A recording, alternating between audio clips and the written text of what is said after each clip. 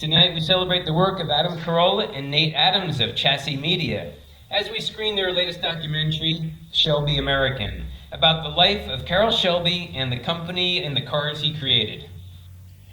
We are truly privileged to be the first people to screen what we know will be another award-winning documentary from Adam, Nate, and their talented team at Chassy Media.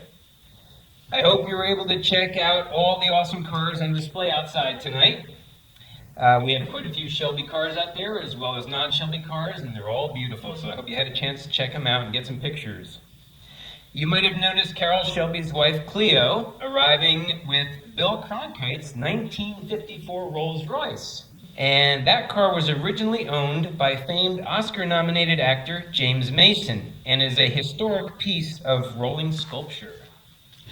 One of the special non-Shelby vehicles we have on display was provided by member and award-winning car designer Steve Stroop from Pure Vision. He brought his very special 1973 Dodge Challenger that is designed and built for the winner of the Charles Schwab Challenge Golf Tournament.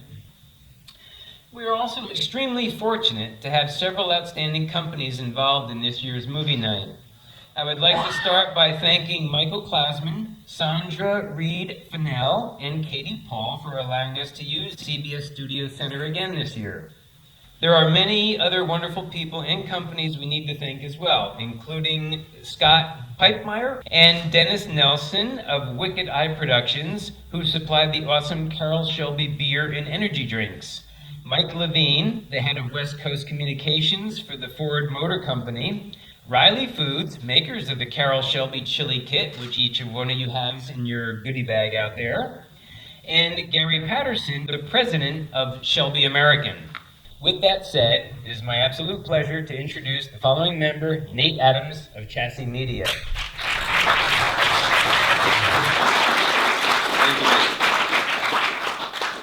Well, thank you all for coming out. A lot of you saw the 24-hour war last year.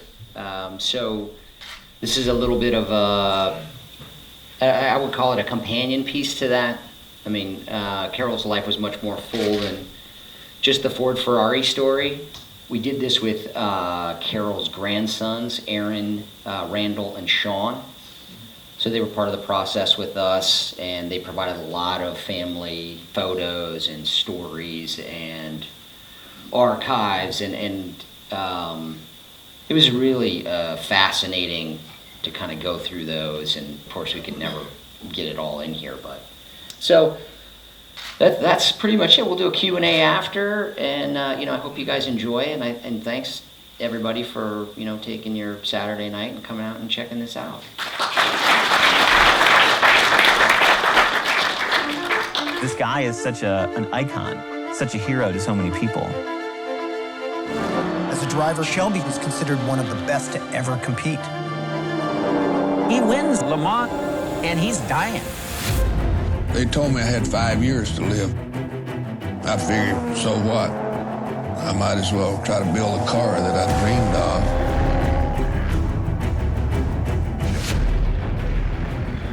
It was absolutely amazing that a group of guys from Venice, California could come down here and beat all those high-end manufacturers.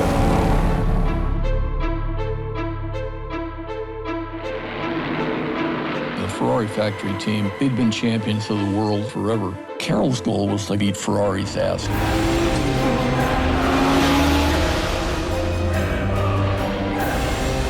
Ford-Ferrari rivalry, that is the golden age of racing.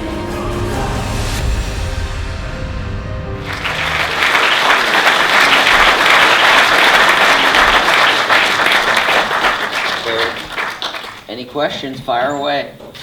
How long did it actually take you to put this together? So this took about a year, a little more than a year. I mean, we released the 24-hour war in 15 or 16. So that's when some of these interviews are from that, even like that I used in that doc with like Charlie Agapoo, and John Surtees has passed away, and some of the guys that are in this, there's multiple guys actually that have passed away already. Because each one of these guys, like when I interviewed Pete Brock for an hour and a half, 2 hours. Like I have Pete Brock's whole story. A lot of the guys, I knew when I interviewed them that No one else may interview them again. Like Dan Gurney literally told us, this is my last interview that I'm going to do.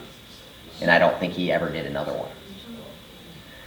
For the 60s, we had a substantial amount of material because I had gone through, for the 24-hour war, I'd gone through how the Shelby shop started, Pete Brock, the whole story with John Morton, and so I'd been through that part of it, but it's just kind of a team effort from all of us. The guys would find footage here and there.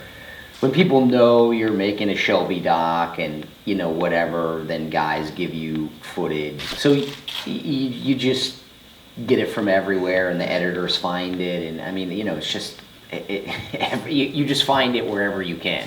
There's footage in here literally from 8mm, 16mm, 35mm, VHS.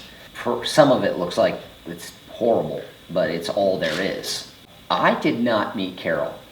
I have interviewed every living person, I think, that is still alive who worked in that shop or on the GT40 or Cobras.